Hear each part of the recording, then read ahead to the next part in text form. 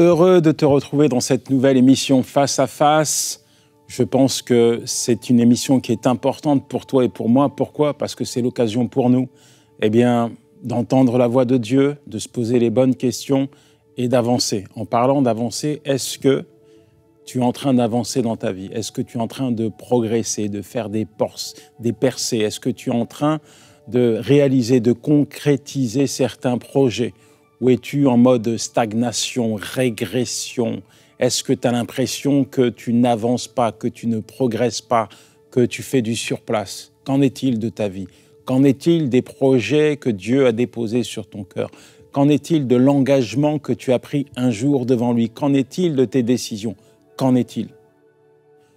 On parle de ces choses, ces murs qui sont susceptibles de nous maintenir comme enfermés, emprisonnés, de nous empêcher d'avancer, d'atteindre nos objectifs. C'est ce qu'on va développer au sein de cette émission. Et je veux vraiment t'amener à réaliser que, tu sais, quand Dieu a décidé de poser sa main sur toi, c'est pas pour te voir régresser, c'est pas pour te voir stagner, mais c'est pour t'amener à progresser. En fait, Dieu veut te propulser vers ta destinée, vers les beaux projets qu'il a formés sur toi. Oui, Dieu a formé des projets sur toi. Je ne parle pas à ton voisin, je ne me parle pas à moi-même, je te parle à toi. Dieu a des beaux projets pour toi. Et quand Dieu se révèle à toi, quand Dieu te révèle ses projets, c'est comme s'il te disait « Voilà où je veux t'emmener, voilà ce que je t'ai réservé, voilà l'histoire que je vais écrire dans ta vie. » Et le problème, c'est que bien souvent, il y a des choses qui nous retiennent et qui nous empêchent d'atteindre ces projets. On en parle maintenant. Le premier point, c'est les préoccupations matérielles. Tu vois, quand tu es préoccupé par les choses de l'extérieur plutôt que les choses de Dieu, quand tu es préoccupé par tout ce qui imprègne ce monde qui parfois brille, ça peut t'empêcher d'avancer, ça peut t'empêcher de prendre des bonnes décisions. Tu sais, là où est ton trésor, là aussi sera ton cœur. C'est là où se place ton trésor que se place ton cœur. Alors, qu'en est-il? Est-ce que ton trésor, c'est les richesses matérielles? Et dans ce cas, ton cœur est amorcé, attiré, appâté par ces richesses matérielles qui finalement sont juste temporaires? Ou est-ce que ton cœur est appâté? Est-ce que ton cœur est sensible à la voix de Dieu, appâté par tout ce qui plaît à Dieu et surtout par les projets qu'il veut concrétiser avec toi? Aujourd'hui, on voit qu'il y a plein de personnes, et parfois c'est même des ambitions légitimes. Je veux dire, prenons l'exemple d'une personne qui veut avoir une maison. C'est légitime d'avoir une maison, et pourquoi pas une belle maison. Mais si il y met tout son cœur, toute son énergie, tout son temps, peut-être il y a quelqu'un qui va payer. Peut-être que c'est sa famille, peut-être que c'est son épouse, peut-être que c'est ses enfants qui ne vont pas le voir, peut-être que c'est l'absence de ce père qui va peser sur les siens. Il y a forcément un coût, il y a forcément un prix, il y a forcément des sacrifices. Voilà pourquoi il est important de bien étaler les choses, de bien équilibrer les choses, d'entendre la voix de Dieu, de passer du temps dans sa présence pour que réellement on puisse prendre les bonnes décisions et ne pas être préoccupé par ce qui n'est pas l'essentiel. Par ce qui n'est pas l'essentiel. On doit faire le focus sur ce qui est essentiel. Et en l'occurrence, c'est la volonté de Dieu. En l'occurrence, c'est les projets de Dieu qui doivent forcément s'accomplir dans ta vie. Aujourd'hui, je vois pas mal de chrétiens qui finalement sont retenus par la peur, par des doutes, par des inquiétudes, par des préoccupations, par tout un tas de choses qui les empêchent de progresser, qui les empêchent d'avancer. C'est comme s'ils regardaient en arrière et au lieu de regarder en avant, au lieu de regarder à Dieu qui les appelle, à Dieu qui veut les amener, les entraîner dans ses projets, ils regardent en arrière comme s'il y avait quelque chose en arrière. Ils sont tellement préoccupés qu'ils n'arrivent pas à avancer. Alors, mon deuxième point, c'est l'inquiétude, et notamment au niveau de ta famille. Oui, je répète, l'inquiétude, et notamment au niveau de ta famille. On pourrait étayer toutes les formes d'inquiétude qui peuvent tapisser nos pensées, notre cœur, mais je te parle de ta famille. Pourquoi? Parce que c'est vraiment une zone d'inquiétude. En fait, quand tu fais le focus sur tes enfants, quand tu fais le focus sur ton foyer, quand tu fais le focus sur toutes ces réalités, il y a de quoi s'inquiéter. Nous sommes en pleine rentrée scolaire en France et je vois beaucoup de parents qui s'inquiètent. Ils s'inquiètent parce qu'ils perdent quelque part le contrôle sur leur enfant. Alors on leur donne un téléphone et puis on les appelle toutes les 5 minutes. Est-ce que ça va, etc., etc. Mais en fait, même si tu as besoin d'être rassuré, il ne faut pas oublier quelque chose, c'est que Dieu, lui, est au contrôle. Et parfois, il y a ce que Dieu veut et il y a ce que Dieu ne veut pas. Et souvent, à cause de l'inquiétude qu'il y a sur notre cœur vis-à-vis de nos enfants, eh bien, on fait ce que Dieu ne veut pas. Qu'est-ce que Dieu ne veut pas? Dieu veut que tu lui confies tes enfants. Dieu ne veut pas que tu passes ton temps à t'inquiéter. Dieu ne veut pas que l'inquiétude vienne miner ton quotidien. À cause de l'inquiétude, parfois, tu ne savoures pas l'instant présent. À cause de l'inquiétude, tu n'apprécies pas l'instant présent. Tu es à table, tu es avec tes enfants, au lieu de savourer ces moments, tu penses à demain, tu penses à ce qu'ils vont devenir. Même si le monde te montre des choses qui sont dures, qui sont difficiles à envisager, n'oublie pas une chose. Tu es un enfant de Dieu, n'oublie pas une chose, c'est que Dieu a des projets pour tes enfants. Il a des projets pour toi, il a des projets pour tes enfants. Et les projets de Dieu, ils sont beaux, ils sont grands, ils sont merveilleux. Ils viennent de Dieu. Dieu a un avenir pour tes enfants, imprégné de paix et d'espérance. Et c'est ça qu'il faut garder dans ton cœur. Alors quand tu passes ton temps à t'inquiéter pour tes enfants, finalement, tu ne savoures pas, tu ne délectes pas l'instant présent et ça te mine au quotidien, ça te vole ta joie. Tu sais, l'inquiétude, c'est comme une chaise à bascule. Tu vois, tu étais là, tu t'inquiètes, c'est comme si tu es en train de te balancer sur cette chaise, mais elle t'amène nulle part. Tu passes ton temps à t'inquiéter, à t'inquiéter, à t'inquiéter. Ton enfant sort de l'école, il n'est pas rentré à la maison, il devait rentrer il y a 10 minutes, tu t'inquiètes. Ton enfant te dit que demain, il doit partir en vacances, tu t'inquiètes, En fait, tu t'inquiètes pour tout, pour rien. Tu as tellement eu l'habitude de t'inquiéter que tu ne sais même pas pourquoi tu t'inquiètes, alors que Dieu te dit « Ne t'inquiète de rien, je suis là, je suis présent, je veille sur toi, je veille le jour comme la nuit sur tes enfants. » Alors arrête de t'inquiéter, parce que l'inquiétude, c'est une prison qui va réellement miner, torpiller ton quotidien. Apprends à savourer ton quotidien en faisant confiance à Dieu. Et l'inquiétude, c'est comme si tu sortais avec un parapluie, tu l'ouvrais alors qu'il fait soleil, mais tu penses déjà que demain il va pleuvoir. Arrête de t'inquiéter. Je me souviens de ce pasteur avec qui je discutais. Lui, ses enfants étaient particuliers parce que littéralement, ses enfants faisaient n'importe quoi. Pendant qu'il partait en mission chez lui, c'était du grand n'importe quoi. Et les voisins étaient au courant de ça, voyaient l'attitude de ses enfants et ils savaient que le papa était pasteur. C'était vraiment pas un beau témoignage. Et le père avait de quoi s'inquiéter en voyant ses enfants. Et quand il partait en mission, il me disait mais c'était terrible, quoi, parce que je pensais à ce que mes enfants étaient capables de faire à la maison. Et là, mes pensées me manipulaient, mes pensées me projetaient dans des inquiétudes terribles. Et puis, à un moment donné, il a compris qu'il ne pouvait pas contrôler l'incontrôlable. Il ne pouvait pas contrôler l'incontrôlable. Seul Dieu était capable de poser sa main sur ses enfants. Seul Dieu était capable de garder, de préserver ses enfants. Seul Dieu était capable de cela. Alors, il a déposé ce fardeau que j'appelle inquiétude et il a décidé de faire confiance à Dieu et d'accomplir la mission que Dieu lui avait confiée, celle d'aller prêcher l'Évangile. Mon ami, arrête de t'inquiéter. Tu m'entends? Arrête de t'inquiéter. Je crois que je dois prier pour toi avant d'aller plus loin et on va prier ensemble parce que c'est vraiment important. Seigneur, merci pour ton enfant qui te regarde. Qu'il soit papa, qu'il puisse s'inquiéter ou pas. Je crois que tu es là pour le rassurer. Je crois, Seigneur, que ces inquiétudes qui tapissent son cœur, tu es capable de les enlever et de mettre ta paix. Que ton enfant puisse comprendre, Seigneur, que ces inquiétudes ne le mèneront nulle part. Que ces inquiétudes sont des murs qui l'empêchent d'avancer, de progresser, d'entrer dans tes projets. Seigneur, aujourd'hui, fais disparaître ce mur. Permets que ton enfant puisse réaliser, Seigneur, que tu es au contrôle. Je prie pour les mamans également, Seigneur. Je prie pour que tu viennes rassurer le cœur, Seigneur, de tes filles.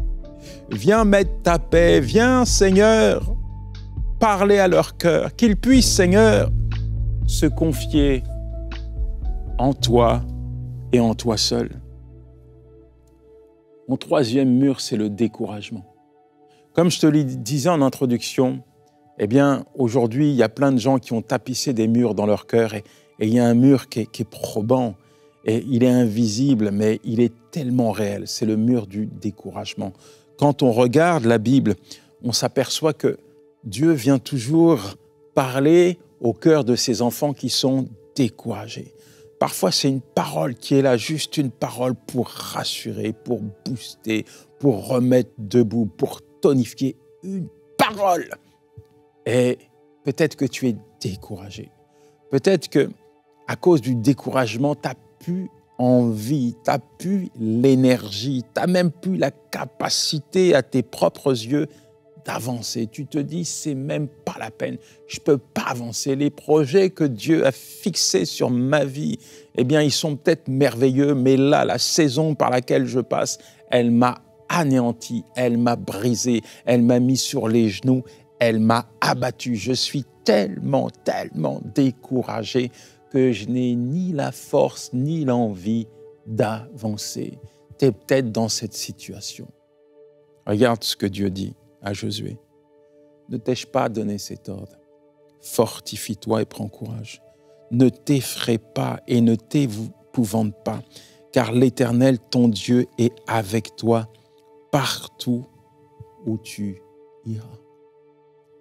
Josué 1, verset 9. Cette parole, elle est pour toi, mon ami. Quelle que soit la saison de ta vie, le Seigneur te dit, mon enfant, je te donne un ordre. Je te donne un ordre. Fortifie-toi. Fortifie-toi et prends courage. Prends courage.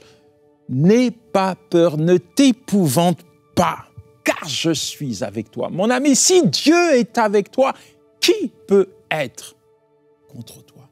L'Éternel, ton Dieu, le Tout-Puissant, le Créateur de toutes choses, celui qui parle, la chose arrive. Il ordonne et elle existe. Si l'Éternel est avec toi, qui peut marcher contre toi? Qui peut se dresser contre toi?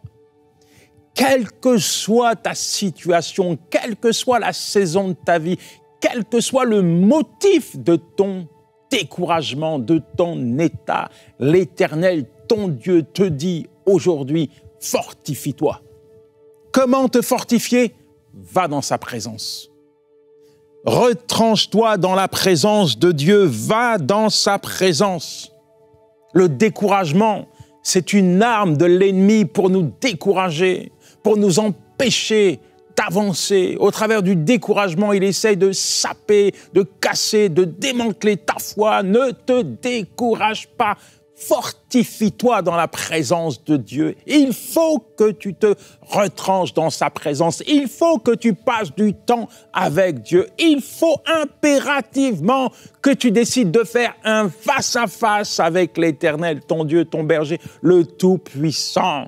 Il est impératif pour toi que tu te retranches dans sa présence afin de te fortifier. Parfois, il faut déposer les armes.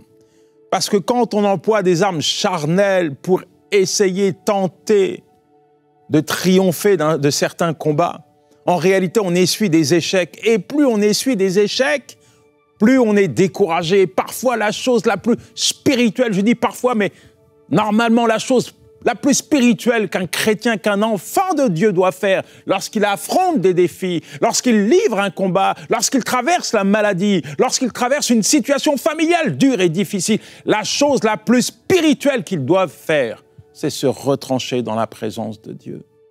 C'est là que l'Éternel agit. C'est là qu'il vient parler au cœur de ses enfants, comme il l'a fait pour Élie. Élie a pris la fuite, il était abattu, découragé, il demande la mort. On le retrouve dans une grotte. « Seigneur, prends-moi, je ne suis pas meilleur que mes pères. » Et là, l'Éternel le visite. « Tiens-toi debout, tiens-toi debout, je n'ai pas fini mon travail avec toi, j'ai encore des choses à accomplir, ma mission n'est pas finie. Alors que Élie la voyait comme finie, Dieu lui dit, ce n'est pas fini. Mon ami, sors de ta grotte. Cette grotte nommée découragement, sors de ta grotte, l'Éternel te dit, tu n'as pas à habiter dans une grotte. Les enfants de Dieu ne résident pas dans des grottes, mais dans la présence de Dieu. Dans cette grotte, tu seras découragé parce que tout est sombre dans une grotte, tout est noir dans une grotte. Tiens-toi devant Dieu, l'Éternel t'appelle et il te dit, fortifie-toi mon enfant, j'ai pas fini avec toi. Je n'ai pas fini mon travail avec toi. Mes projets sont encore valables pour toi aujourd'hui. Fortifie-toi dans ma présence et reprends ta route. Reprends ta route. Avance vers ta destinée. Oh, mon ami, nous allons prier. Nous allons prier. En fait, c'est juste une perception humaine que de croire que quand on est découragé, Dieu nous a abandonnés. Si t'es papa, si t'es maman et que tu vois ton fils abattu sur les genoux, est-ce que tu vas l'abandonner? Ne vas-tu pas aller le voir? Ne vas-tu pas le consoler? Ne vas-tu pas le fortifier? Ne vas-tu pas être là comme un appui solide? Hein? Ne vas-tu pas tout faire pour que ton enfant puisse retrouver sa force, retrouver le moral, retrouver sa joie? Est-ce que tu vas l'accompagner, oui ou non? À plus forte raison, ton père, ton papa céleste fera la même chose pour toi. Il te voit abattu aujourd'hui, tu n'as plus envie d'avancer alors qu'il a réservé des projets pour toi. Il te voit en train de pleurer tous les jours, il te voit dans une grotte où tu déprimes. Tu crois que Dieu va t'abandonner. Si tu penses que Dieu va t'abandonner, ça veut dire que tu ne connais pas Dieu. Parce que celui qui connaît Dieu sait que Dieu n'abandonnera jamais ses enfants. Dieu ne peut pas t'abandonner, Dieu ne t'abandonnera jamais. Regarde. Tu connais la vie de David. J'étudie dernièrement le psaume 23. Comment David en arrive là? Comment David, alors qu'il est dans un moment terrible où tantôt il fut roi, maintenant il devient pourchassé, tantôt il est élevé, tantôt... Qu'est-ce qui se passe dans sa tête pour qu'il en arrive là? Moment de désert, moment de détresse. Pourtant, dans le psaume 23, il commence ce psaume en disant « L'Éternel est mon berger. L'Éternel est mon berger. » Et en fait, je me suis dit, mais il sait de qui il parle.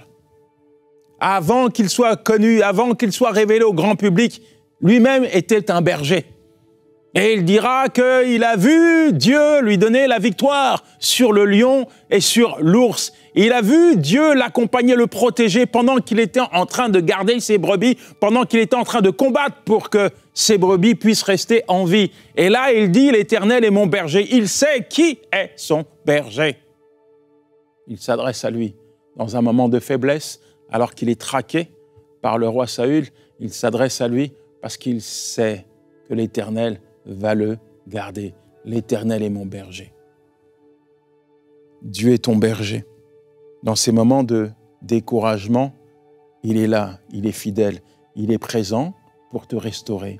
Sa bonté se renouvelle chaque jour, chaque matin. Tu peux t'attendre à lui. Il va te conduire auprès des eaux paisibles, abreuver ton âme. Il est là et disposé à te bénir. Seigneur, merci pour ton enfant. Peut-être qu'il est en train de se dire, mais comment je vais faire pour reprendre ma route? Ce découragement que je traverse m'a comme stoppé. Et viens te révéler à lui, Seigneur.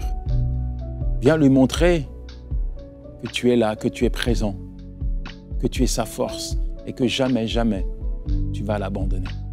Tout comme David, qu'il puisse expérimenter ta force, ton amour, qu'il puisse comprendre, réaliser que c'est toi qui as sa vie entre tes mains. Qu'il puisse comprendre l'immensité de la valeur qu'il a à tes yeux. Oui, Seigneur, viens lui donner une parole afin qu'il puisse reprendre sa route, afin qu'il puisse continuer sur ce chemin qui le conduit vers les beaux projets que tu as formés sur lui. Alors, un autre mur, c'est le mur de l'indécision quand on est indécis, quand on est partagé. L'homme double de cœur et inconstant dans toutes ses voies. Jacques 1, verset 8, nous parle de cela. On ne sait pas quelle décision prendre. On prend des décisions qui sont légères. Demain, on dit oui. Après-demain, on dit non. Et parfois, alors qu'on est dans ce processus où on est complètement indécis, on est comme emmuré dans nos indécisions. Aujourd'hui, comprends, réalise une chose, c'est celle-ci. Que ton oui soit oui, que ton non soit non. Si c'est oui, c'est oui. Si c'est non, c'est non. Il y a une chose que Dieu veut. Et attention, attention, ne prends jamais des décisions sous le coup d'une impulsion ou une émotion. Prends toujours des décisions par conviction.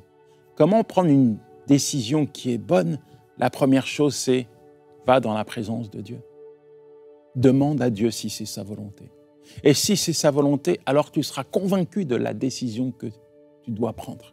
Malheureusement, il y a beaucoup de personnes qui prennent des mauvaises décisions qui sont juste liées à des émotions, à des impulsions, à des influences. Résultat, ils n'avancent pas, ils ne progressent pas, ils ne portent pas de fruits parce qu'ils ne sont pas dans la volonté de Dieu et ils sont en dehors, en porte-à-faux avec ce que Dieu veut pour eux. Dieu voit les conséquences de chaque décision que tu vas prendre. Et quand tu ne prends pas des décisions qui sont alignées à sa volonté, alors tu vas stagner jusqu'à ce que tu comprennes ce que tu dois faire. Quelle décision tu dois appliquer? Et c'est quand tu es justement dans ce processus où tu stagnes que tu commences à réfléchir, que tu commences à lire la parole de Dieu. Et alors que tu lis la parole de Dieu, tout à coup, comme un éclair, comme une lumière, la parole de Dieu illumine ta conscience. Et là, tu comprends qu'à cause de ton manque de conviction, tu as tourné en rond.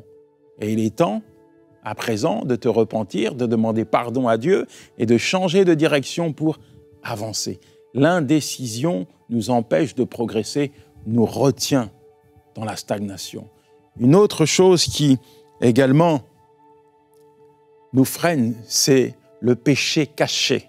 Le péché caché. Celui qui cache ses transgressions ne prospère point, mais celui qui les avoue et les délaisse obtient miséricorde. Proverbe 28, verset 13. Les péchés cachés, tu peux te cacher devant les hommes, mais tu ne peux pas te cacher devant Dieu. Parfois, je vois des gens, je me demande pourquoi ils ne progressent pas. Pourquoi ça fait 10 ans qu'ils vont à l'église, pourquoi ils ne progressent pas? Pourquoi ils restent secs et stériles? Il n'y a aucun fruit dans leur vie. Souvent, la plupart du temps, quand on gratte leur vie, il y a un péché caché. Celui qui cache ses transgressions ne prospère pas. Quand tu pèches consciemment, sciemment, quand tu transgresses la volonté de Dieu, tu ne progresses pas. Par contre, si tu les avoues, tu les délaisses, tu te repens, alors tu prospères. Peut-être qu'aujourd'hui, tu es en pleine réflexion, tu as engagé pas mal de choses dans ta vie, pas mal de beaux projets, et puis ça ne porte pas de fruits. Et là, tu dis, mais qu'est-ce qui se passe? Les gens qui viennent te voir sont même surpris parce que ça devrait fonctionner, mais ça ne fonctionne pas, alors ils ne comprennent pas. Mais la réalité, toi, tu la connais. Fais une introspection. Regarde ta vie. Examine. Laisse le scanner divin te montrer, au travers de la parole de Dieu, ce qui ne va pas chez toi. Oh, c'est peut-être pas un péché grossier. Peut-être que tu ne fumes pas, tu ne te drogues pas, tu ne bois pas, peut-être que tu n'es pas colérique. Mais c'est peut-être pas un péché visible, c'est peut-être un péché invisible. C'est peut-être quelque chose de secret que toi, tu connais et que Dieu voit. La chose que tu dois faire, c'est abandonner. Tu m'entends? Abandonne, repens-toi et avance. Abandonne, repens-toi et avance. Et tu verras que dans ce processus de repentance, tu vas voir la main de Dieu te restaurer et te bénir. Seigneur, merci pour ton enfant. Là où tu es, mon ami, si tu te sens concerné, tu peux lui demander pardon. Dis-lui avec moi, Seigneur, je te demande pardon pour mon péché. Aujourd'hui, j'entends ta voix, je comprends pourquoi, Seigneur. Je ne prospère pas, parce que ta parole me dit que lorsque je pêche, j'attriste ton cœur. Et dans ce processus, Seigneur, je veux te demander pardon, me repentir devant toi, parce que je veux avancer. Alors j'abandonne, je délaisse, je mets à la poubelle ce péché pour ne plus jamais, jamais recommencer. Car le seul désir de mon cœur est de te plaire et de t'obéir. Amen. Mon dernier point, un mur qui nous empêche de progresser, c'est l'insouciance spirituelle, la légèreté. Vous savez, quand on est léger, quand on est négligent, il y a des gens qui vont à l'église le dimanche, c'est le seul moment où ils entendent la parole de Dieu, c'est le seul moment où ils louent Dieu, c'est le seul moment où ils ont une Bible dans la main, c'est le seul moment où ils sont chrétiens, le dimanche. La semaine, c'est plus les mêmes. En fait, dès qu'ils franchissent la porte de l'église, c'est comme s'ils appuyaient sur un bouton et il n'y a plus de lumière. Ils vont dans les ténèbres.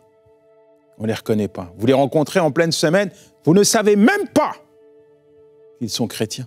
Ils sont négligents, ils sont légers, ils ont l'apparence, mais le cœur est loin de correspondre à ce que Dieu souhaite réellement.